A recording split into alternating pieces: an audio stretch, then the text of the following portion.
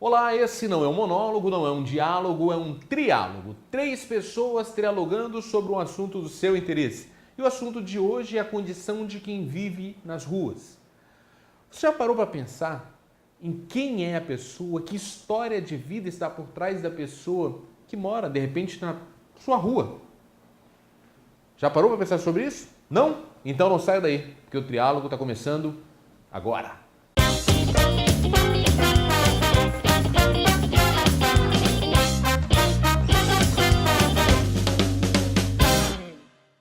Nessa edição do triálogo, a gente vai trabalhar para quebrar um pouco do preconceito em relação aos moradores de rua. Eu trago para vocês a história de Carlos Sabino. Carlos Sabino, ele é um morador de rua e que também estuda, estudante de enfermagem, é uma pessoa de uma cultura muito vasta, mas está nas ruas.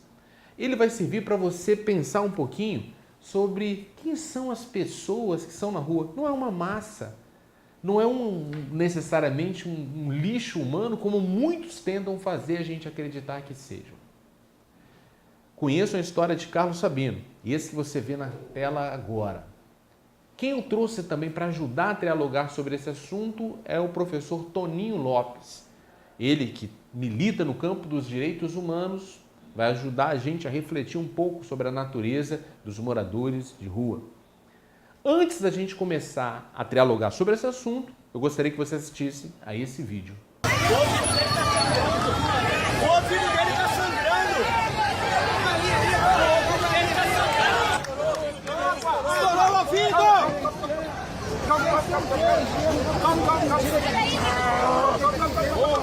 Calma, Chama o SAMU ali, pô.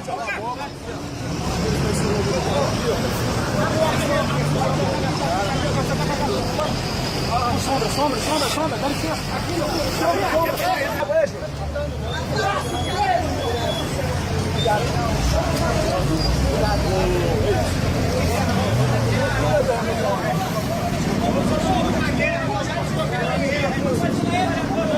Aí, televisão, vê se vocês foram, filma aí, mostra aí.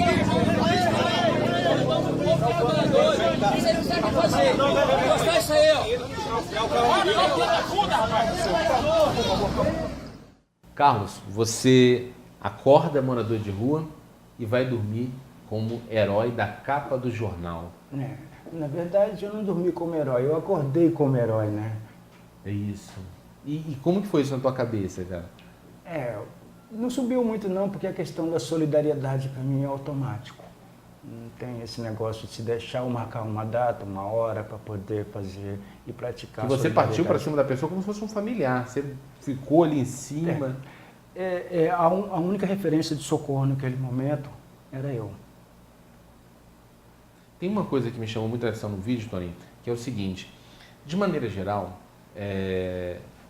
ele, pelas dificuldades financeiras, pelo fato de estar na rua, acaba tendo menos roupa, Ele naquela hora tirou a camisa dele e doou talvez uma peça que poderia fazer extremamente falta no conjunto das peças que ele teria. Ele não pensou 2 vezes, foi e fez. Então quem tem menos para oferecer, muitas vezes acaba oferecendo bem mais. O Carlos é um grande exemplo, porque é isso mesmo, né? Que a gente busca a doação, o olhar, o cuidado do outro.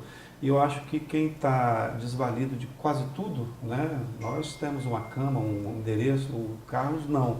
Então quem está nessa situação, eu acho que sente mesmo aquilo que nos coloca nesse mundo, que é a humanidade, o cuidado, o zelo. Então, assim, é exemplar. Muitas vezes uma pessoa que tem toda a capacidade não se disporia dessa forma. Exato. Ô Carlos, para quem está nos assistindo agora, você tem quantos anos? Eu tenho 44 anos. 44 anos. Você tem filhos? Não tenho filhos. Não tem filhos. Você nasceu onde? Eu nasci em Aribiri, Vila Velha, no hospital evangélico lá. E eu sou Canela Verde, né? Adoro minha terra. Então, você nasceu em Aribiri, tem 44 anos. Isso. Em que momento você foi para a rua? Isso aconteceu há mais de 10 anos atrás. Eu morava aqui na região de Maruípe, né? Na avenida, na Arlete Boaz, próximo à porta do cemitério ali.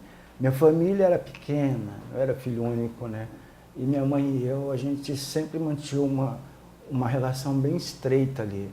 E minha mãe consumia muito álcool, meu pai também. E foi uma experiência muito ruim a perda da minha mãe. Foi tão ruim que a imunidade do meu corpo baixou e eu acabei manifestando em mim o bacilo de Hans, né, hanseníase. E aí foi outro problema, né? Foi outro problema porque a minha mãe já tinha morrido, meu pai já era idoso e estava naquela fase de continuar o consumo de álcool. A experiência com a minha mãe foi sempre muito tumultuada, porque às vezes quando o filho